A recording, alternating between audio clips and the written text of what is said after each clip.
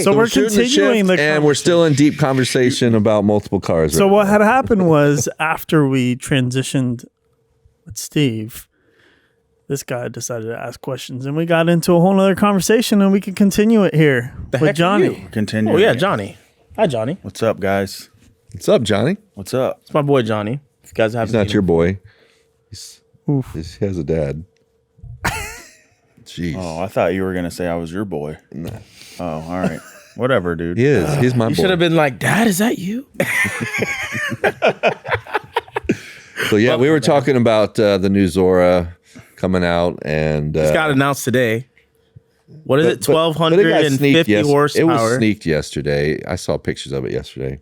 Actually, it You were just late to the party. no, You were in an Yeah, you no, were. because You were I in saw an I saw Definitely the YouTube leak, and they were pointing out because someone ran into all the cars in a parking garage, and they had covers over the dash, which like a week later turned out to it was the refresh of the whole dashboard.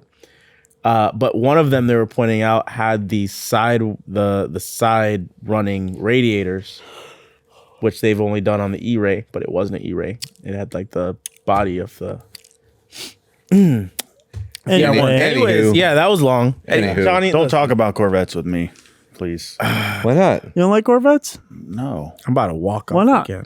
I don't. I don't Again, know. I just hot. never got into it. It wasn't my thing. So I used to be, when I was younger, Corvette was the status for, Man, you had a Americana Corvette back in the like day. 2 So years. my dream was to get a Corvette. So my first Corvette was a C7, which, the one. The yellow I one? love that yellow. Yeah, that was a freaking monster of a car for what it was. But then you start getting in exotics and it's all over. There's just no comparison. That's it. People ask me that all the time. I'm like, you drive that Ferrari and you'll drive that Ferrari hands down every day over a Corvette. It's just something about the... What happens if we go into a world war and it's all about domestic cars? What are you choosing?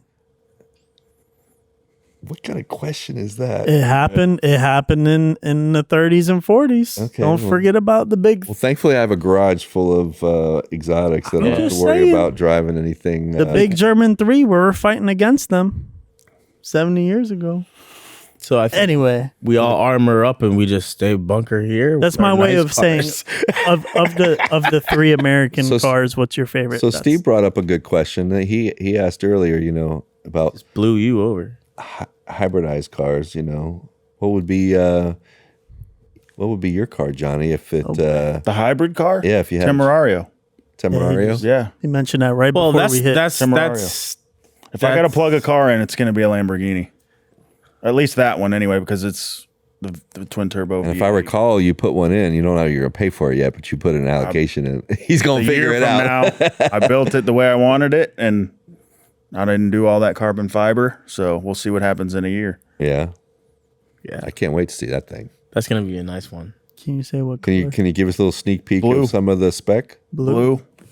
Well, there's a lot of blues. It's like it's a brighter blue than like the Porsche and the Ferrari. Yeah. Everybody thinks my Porsche is black. Yeah, until I- they see it in person, and it. No, One that's little- like At night it looks brighter. black. yeah, it's kind of like a charcoal gray, right? Yeah. So what made you go that route? What made me go that route? Because if you have an allocation for a Lamborghini, you take it. No. I mean, Oh. with the Porsche, what made you That go route? That route. Well, since we're going to get into that, it was because I had the M8 that I wasn't happy with. I was happy with the M8 itself, but not the car that I bought. So the car that I bought was from up north. It was a 4,000 mile 22 M8 with beautiful interior in pictures, and the exterior they told me was the flat black paint or the satin black paint. I asked them 3 different times, and they just kind of rushed the deal. Got the car, ended up shipped to me. And it smelled like weed smoke and cigarettes as soon as I opened the door. And it was wrapped. And the wheels looked like my wife drove it through a Dunkin' Donuts drive-through and scratched every wheel on the way in. Dang, you couldn't Curb even City, huh? put her at Starbucks. Either one. Golly. Starbucks doesn't have curbs. on the Either way, it outside. was It's Curb open. City on that thing, huh? Yeah. They actually sold you a car that was wrapped and said that it was. And then after driving it for a week, you know, and just the cigarette smell and everything and weed smoke smell. And I wanted to trade it in. So I went to trade it in and I found out it was in an accident. So I called the dealer, and the first time, you know, I mentioned legal, because it's illegal for them to sell a car without a Carfax. And they really did rush the deal. And of course I wanted the car too, but you know, they made it right. So where I went to go trade in, I was looking at a GT4 Shark Blue Cayman, and they were gonna pay the difference on the M8, and instead I found a 911 Carrera, which I wanted the turbos anyway. Just didn't have the you know, didn't want to have a higher monthly payment. And I found that deal, and luckily the guy that run the dealership over there was like a BMW fanatic, and he paid the M8 off, so I still got the check from the dealership for the $15,000 difference, and ended up in a 911. All right. So, and you're happy with the Porsche? I'm happy with it. Like I said, it was the turbo that I was kind of after, because I already had the M8 and the twin turbo, and it wasn't a V8, but it had the comfort seats versus the buckets, and it's you know, it's a starter entry level car for me, for, you know, Sky's the limit. Yeah. I mean, you're doing big things in the community right now. And I didn't want a second mortgage. Yeah, right now I want to pay my mortgage off, get rid of the mortgage before I get a supercar. So that's my 5-year plan. So talk to me about how the car was prior to, because I have seen it with both. Prior to you putting your finishing touches and having one of our previous guests, Vic, do your tune, and I actually we were talking about it before this. Is I watched that podcast, and I just had got my Carrera, and I was wanting to tune it. I wanted to do put wheels on it and everything, and ended up going with Vic, and it was probably like half the price if I would have bought like American made parts, and because he's from Brazil, has everything, all the downpipes, the exhaust, everything is fabricated in his shop in Brazil. And then obviously he has the background of tuning over 500 Porsches, and you know, if you got a Porsche guy, you go with the Porsche guy. They know how the ins and outs of the car, and I was just real comfortable throughout the process. And you know, my wife's Brazilian, so it was kind of cool to have that connection too with some folks in our area that are Brazilian and in the car scene. And I saw him at Walmart the other day. He's like, I forgot what he said, big guy or something like that. But he's still learning English, so it's pretty funny. Yeah, it is. He's a character too. Did you bake it?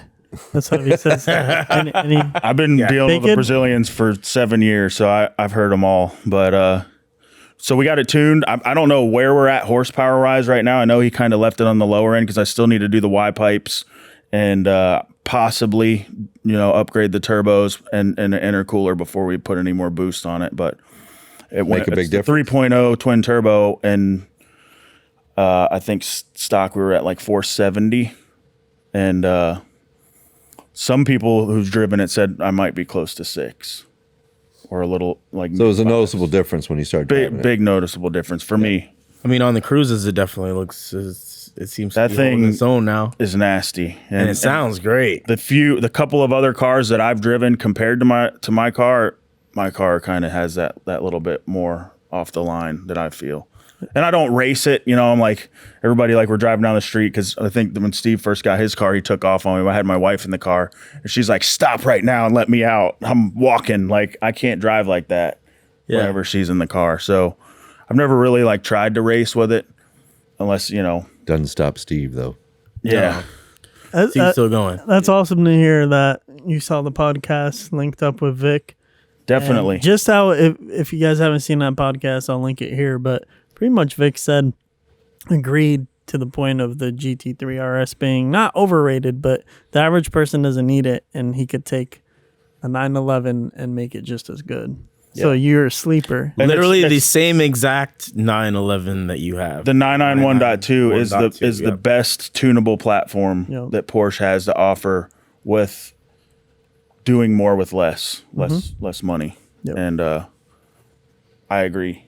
That's an awesome testament to car culture, linking the right people together. Exactly. It's all family. That's what we're here to do. Yeah. Shift culture, baby. Because I don't think anyone here drives a car without a tune.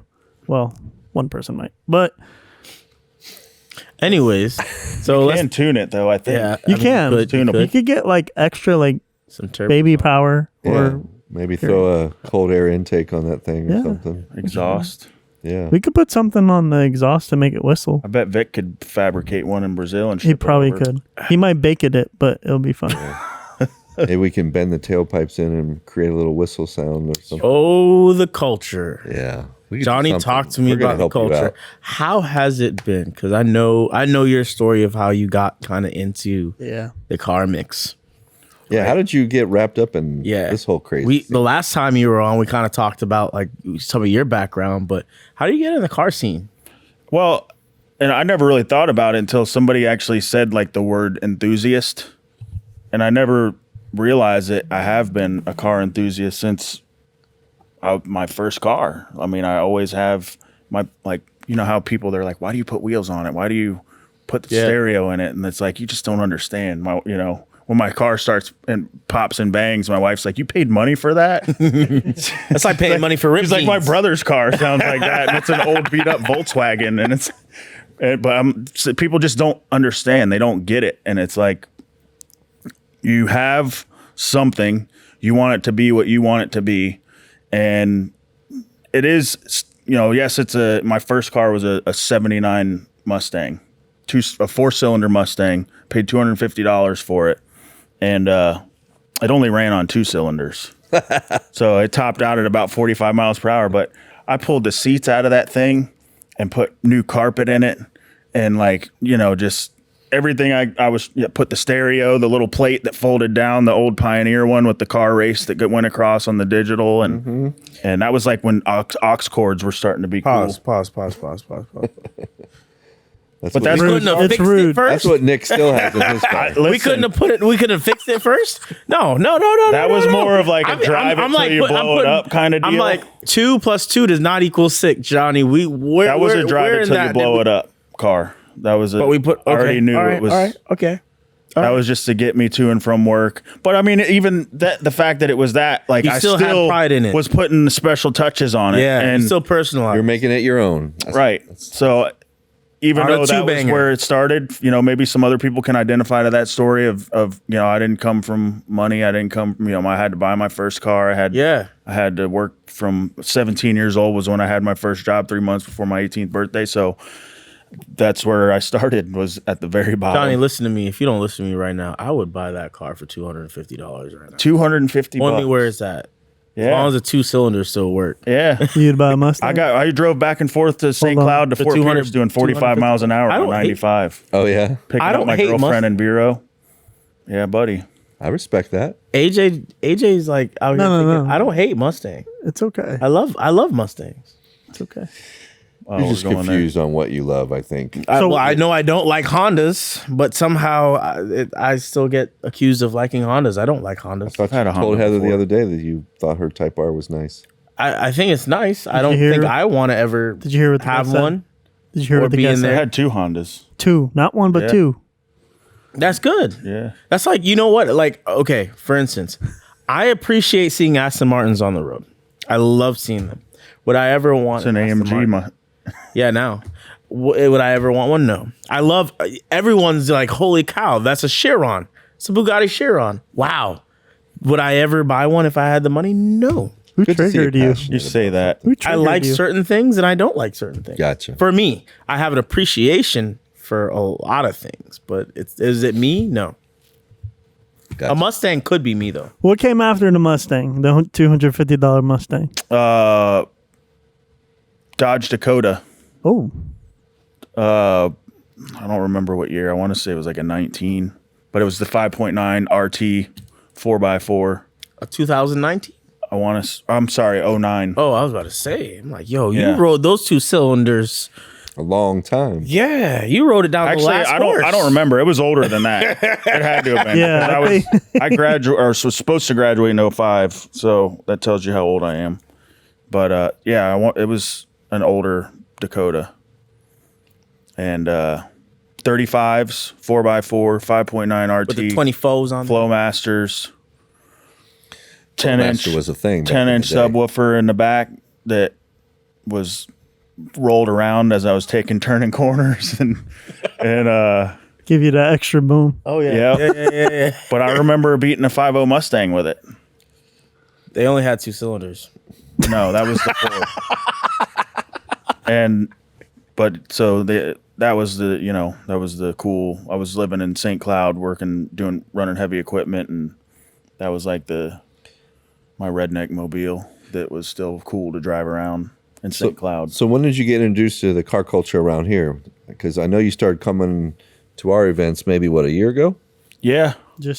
So obviously, I mean, Adam's my business partner with Alliance, so since I met him, he's had 7 different cars. I mean, when I first met him, he had a Bentley, V12 Bentley that was like, I don't remember even what car it was, but I know he had a Bentley. It was like gunmetal wrapped, and then that first year he went to like a McLaren of course, and my son I got into it because of my son. I'll just straight up say that, because he was more interested in the cars. Like, he was telling me names of cars and I didn't even know what they were.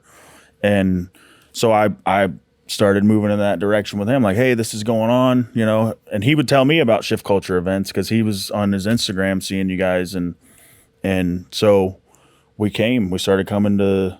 I remember running into you at that I think it was like a prayer breakfast or something. It was the luncheon for the ministry, jail ministry. Yeah.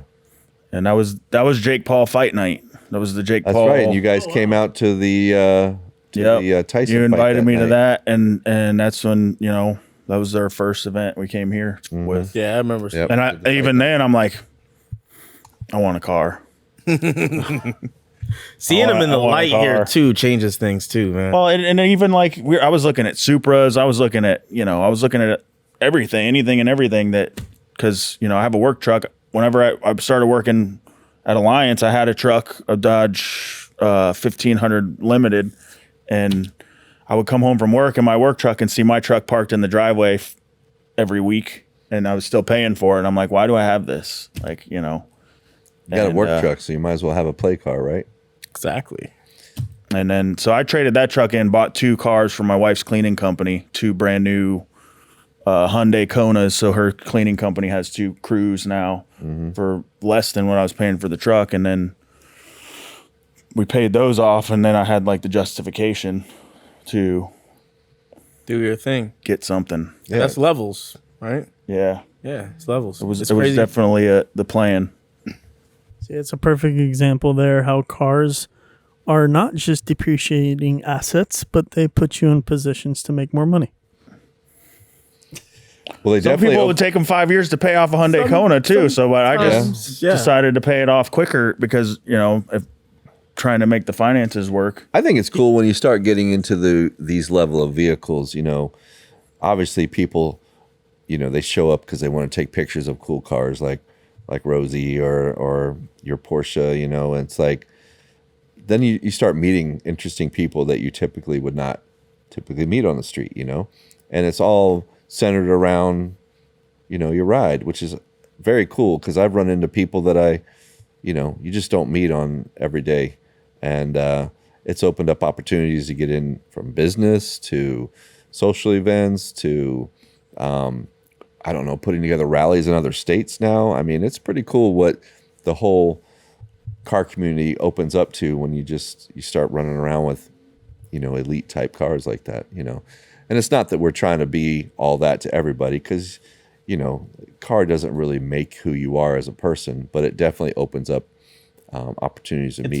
It's a good it's a great way tool. of getting into fellowship and It's networking. Yeah, it's a networking It's tool. networking. It is. Sure. Yeah. So, and it's not even about just networking. You want to be around like-minded or good people than, get in the car scene because most people aren't, they're just better folks to be around than. Yep. Well, they've been through the grind. You obviously don't drive around a $100,000, $200,000, $300,000 car unless you're figured out how to make it work. And those are the type of people that you in your circle that you want to be around that are inspiring or growing themselves personally or their business, because those are the people that they don't give up easy, and that's the type of mindset I like to, have myself around. Like-minded people. Yeah. For sure.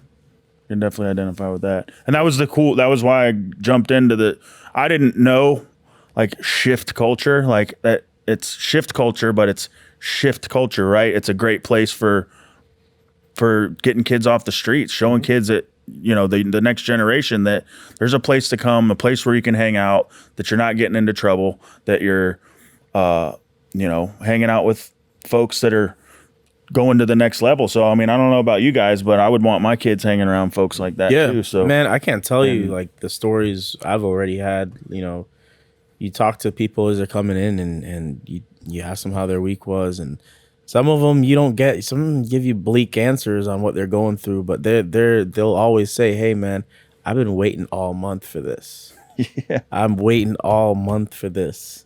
So I'm here. I'm happy. I'm excited." Well, just from inviting other people. Yeah.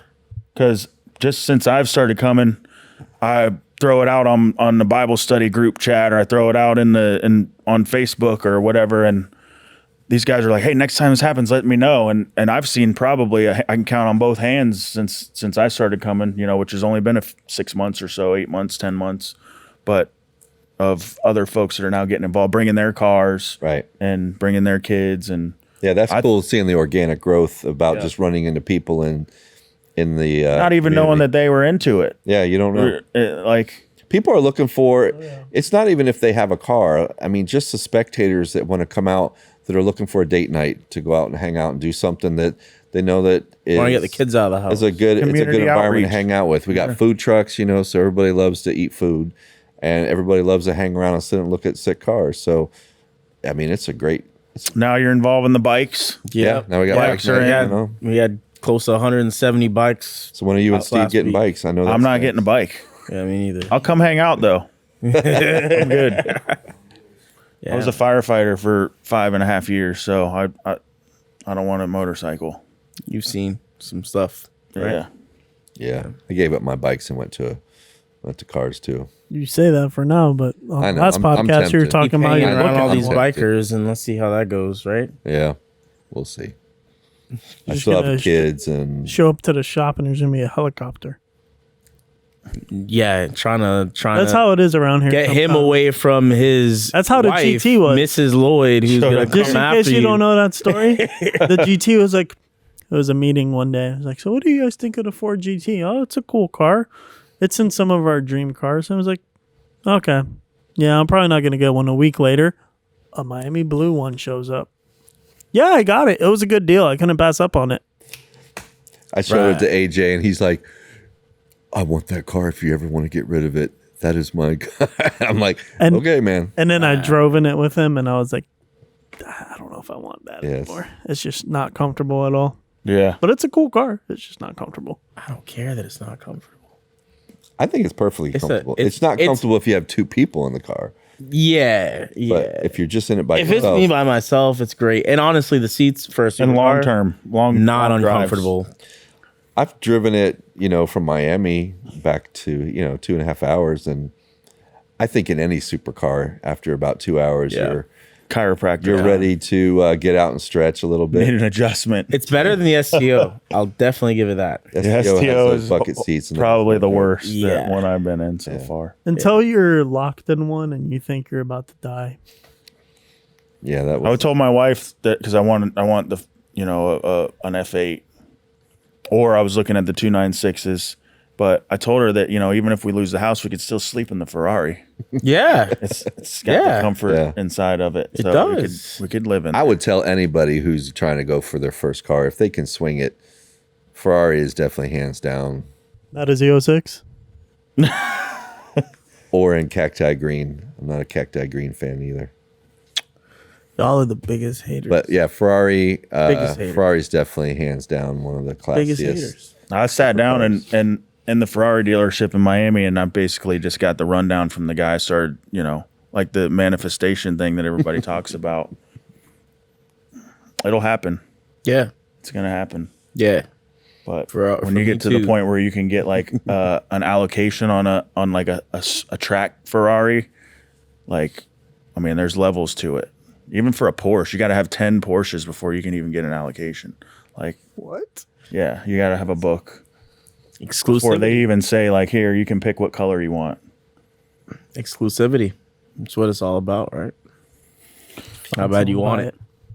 All right, so we talked about cars. We also know that you're on this workout journey lately. That's all I see is you posting stuff about your big old biceps and your big old chest pumping all the time. Don't say it like that, Dave. That's kind of weird. Listen, man, if you're watching, then that's what I was hoping for. So I want people to watch. Well, between you and my son, I'm like testosterone overload here lately. It's like he's just always flexing around me, you know. It's like, not even really about the flex, man.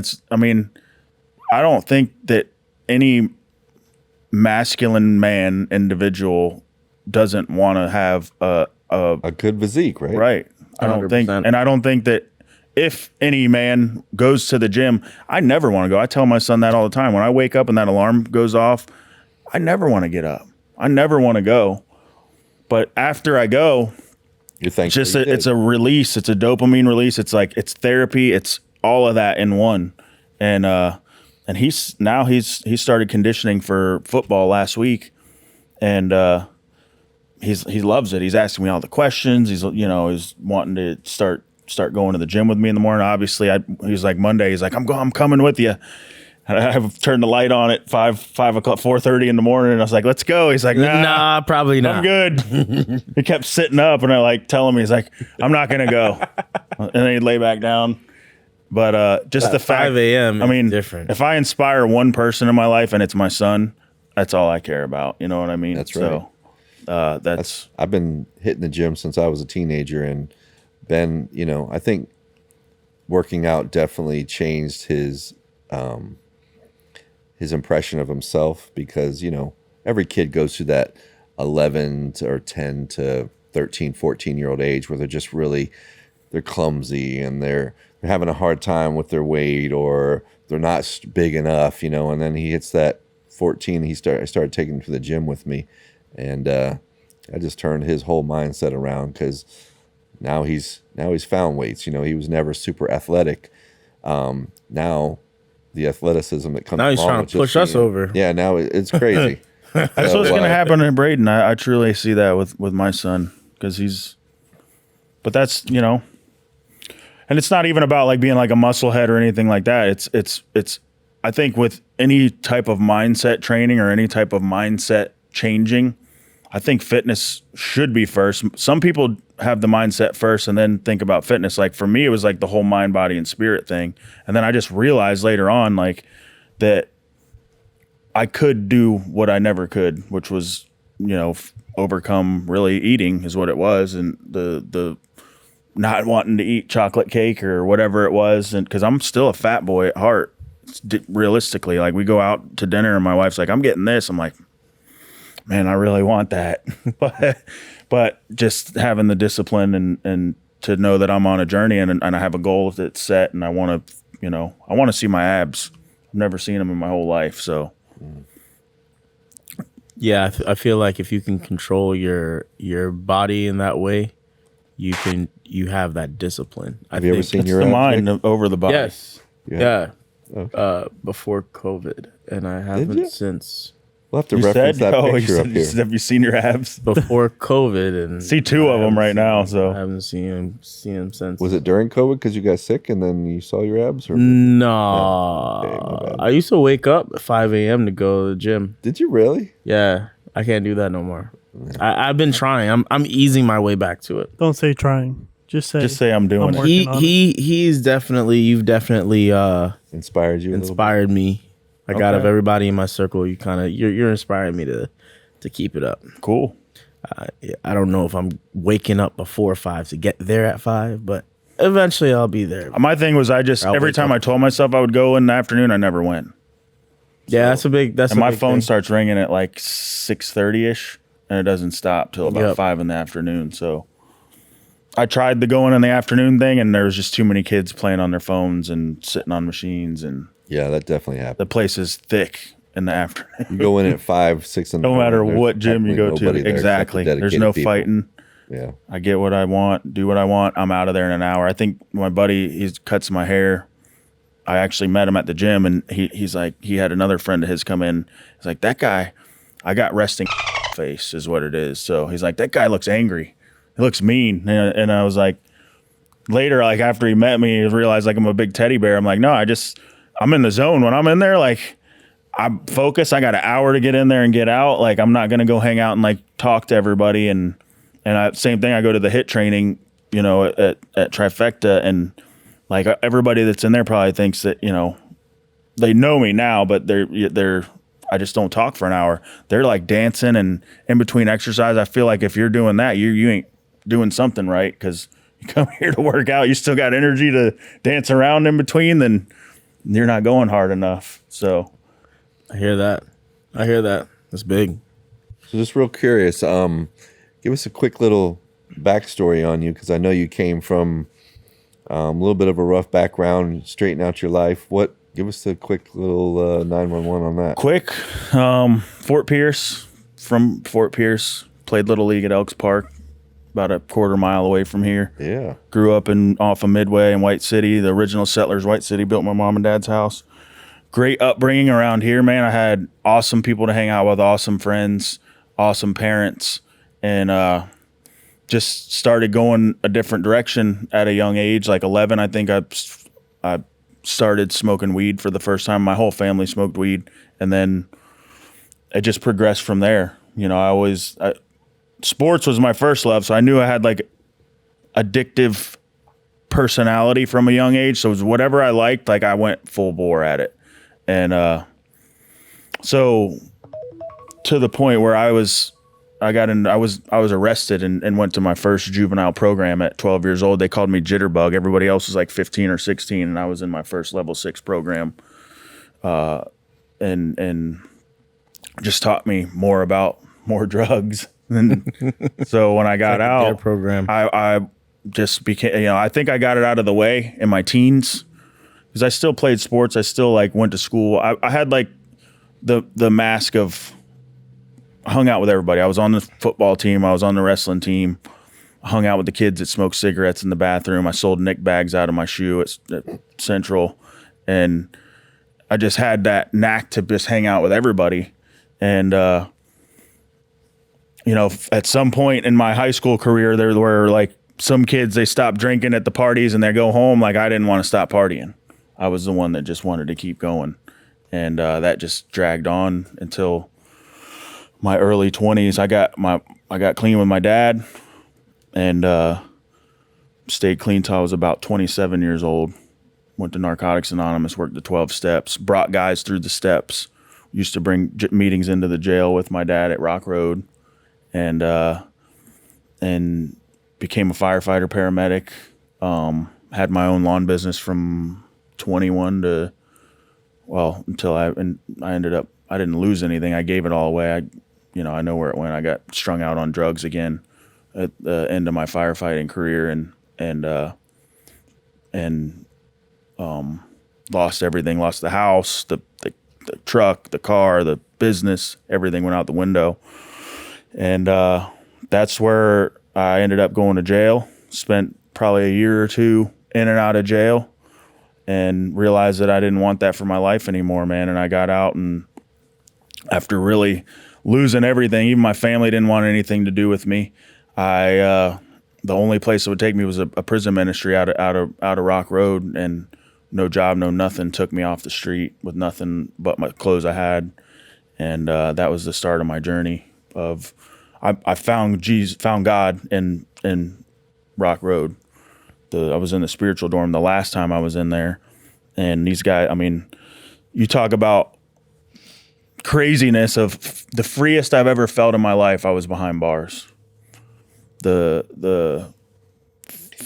these guys would come in and bring a message in, and they'd bring from churches all over St. Lucie County, and they would bring in a worksheet or whatever it was, and they were teaching us about the Bible. And I knew nothing about the Bible growing up. I never went to church. I didn't know nothing. So I think I had a head up, because most people who started going to church at a younger age felt forced into it and felt like they were they got the religious portion versus me getting the spiritual portion and the relationship part of it. Right. And I worked the steps. So 12-step programs, 12 steps came from the Bible. So I had a leg up in that because I was very successful in the 12-step realm. And I think if the whole world truly worked the 12 steps with a, sponsor, disciple, leader, mentor, whatever it is, the world would be a different place, because you learn a lot about yourself, why you do certain things, and you get to process your childhood and who you are and be able to change it. So went through the years of the prison, or a year at the prison ministry, met my wife, real good Christian girl. And me and her, started from nothing. I mean, she used to work for a cleaning company. I moved into her efficiency. We were paying $500 a month for this efficiency. And I didn't have a car. I didn't have anything. And we just built from there together. And slowly, like I said, I went from running a bulldozer for $16 an hour to becoming a foreman, to becoming a superintendent, to becoming a project manager, estimator, all the way up into the office, and built another company before I came to Alliance. Me and this gentleman were in an office for 6 months, and within 6 months I had found an estimator that helped us to start estimating work, and we had $18 million under contract in 6 months. Built everything from buying the pieces of equipment to the 30 employees that I hired, and kind of built that thing to be an awesome foundation, but just couldn't get behind the guy that I was working with. And that's when I found Adam, got in with Alliance. It's going to be 3 years. I've been with them next month. Yeah. In July. Nice. Amazing story. And 3 years we've got, I can't believe where we're at in 3 years. It's unbelievable. And God had his hand in all of it. There's no other way to explain. If you had to leave the audience with one personal message of hope, what would that be? Hope? Yeah.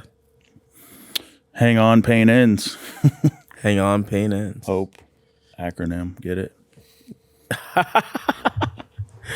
I got it. You just gave a perfect representation of what I'm trying to do at Shift Culture. Most people know Shift Culture is not just about shifting gears, but it's also trying to shift the culture in a positive direction. And, I don't push my relationship with Jesus on anybody, but I definitely want them to know that there is a higher calling on what I'm trying to do here, other than just put on car events. There's so many kids that come in here that are just either fatherless, and it can be boy or girl, and they see all this around them and they think that, wow, what did you do to get here? And I'm like, this is just a tool to get to meet you. You need somebody that pours into your life and helps to mentor you, kind of like the 12 step that you were talking about. If we were pouring in and not just so focused on what we can do for ourselves, but we actually started taking on kind of like discipleship. A kid comes in here, I start seeing him come in on a regular basis. I'm like, maybe that's somebody that really is inspired by what he's seeing or in one of us. And so let's try and pour into that kid's life and find out, what does he need? A lot of kids want to be, hey, Dave, will you mentor me? I'm like, I can mentor you just so far, but at some point you're going to have to bring the faith element into it, because I can only take you just so far. And at some point you're going to have to understand that what I have is not just something that I created, but it's something that I feel the Lord has put in my life so that I can pay it forward to somebody else and help them move forward in life, and not just, this isn't about Dave. This is about what we can do for our community. So,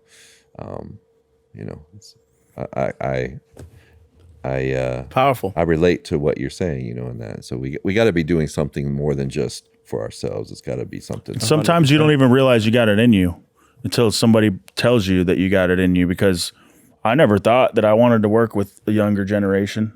I only cared about me before. I wanted to do what I wanted to do. And as soon as I stopped caring about me, that's when my cup started overflowing. As soon as I started giving of my time, of whatever it is, whether it's somebody at the gas station that needs a $20 bill, I don't care if he's buying beer.